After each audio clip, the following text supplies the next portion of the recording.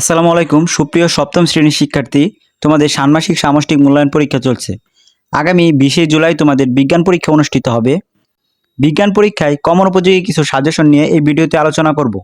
তোমরা প্রত্যেকেই জানো মূল্যায়ন একাডেমির সাজেশনগুলো অনেক বেশি গুরুত্বপূর্ণ, তাই মূল্যায়ন একাডেমির সাজেশনগুলো খুব ভালোভাবে প্র্যাকটিস করতে থাকো। আর পরীক্ষার আগের দিন রাত্রে তোমাদের মূল প্রশ্নের সমাধান সহ ভিডিও দিব, সেই ভিডিও দেখার আমন্ত্রণ জানিয়ে এই ভিডিওটি শুরু করছি। সুপ্রিয় শিক্ষার্থী, আমরা প্রথমে তোমাদের জন্য একটি একক কাজ রেখেছি। বৈদ্যুতিক তারে প্লাস্টিকের আবরণ ব্যবহার করা হয় কেন?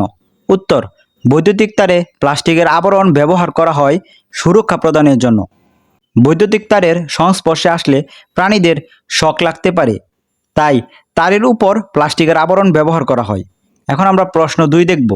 প্রশ্ন 2: চুলায় রান্না করতে প্লাস্টিকের পাতিল ব্যবহার করা হয় না কেন? উত্তর: কারণ তাপে প্লাস্টিকের পাতিল গলে যেতে পারে, ফলে রান্না হওয়া সম্ভব নয়। প্রশ্ন 3: বিদ্যুৎ পরিবহনের জন্য তামার তার ব্যবহার করা হয় কেন? উত্তর: তামা বিদ্যুৎ সুপরিবাহী বলে বিদ্যুৎ পরিবহনের জন্য তামার তার ব্যবহার করা হয়। আশা করছি তোমরা প্রশ্ন 3 বুঝতে পেরেছো। এখন আমরা প্রশ্ন 4 দেখব। প্লাস্টিকের থেকে লোহার ধর্ম আলাদা হয় কেন?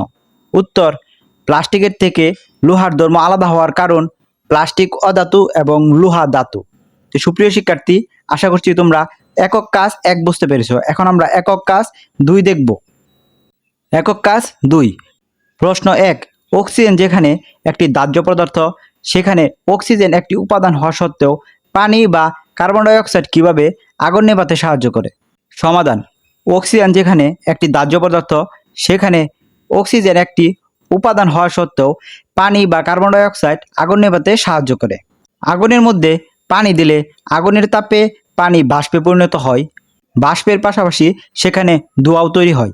বাষ্প ও ধোঁয়া ভেদ করে অক্সিজেন তখন আগুনের কাছে যেতে পারে না, অর্থাৎ ওই বাষ্প আগুন ও অক্সিজেনের মাঝে দেওয়াল তৈরি করে, ফলে আগুন নিভে যায়। আগুনের উপর কার্বন ডাই অক্সাইড স্প্রে করলে এটি অক্সিজেন সরবরাহ বন্ধ করে দেয় এবং আগুন নিভিয়ে দেয়।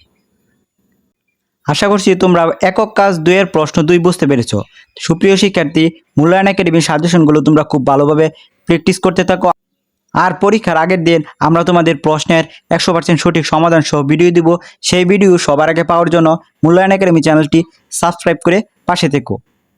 পরবর্তী ভিডিও দেখার আমন্ত্রণ জানিয়ে এই ভিডিও এই পর্যন্তই। আসসালামু আলাইকুম।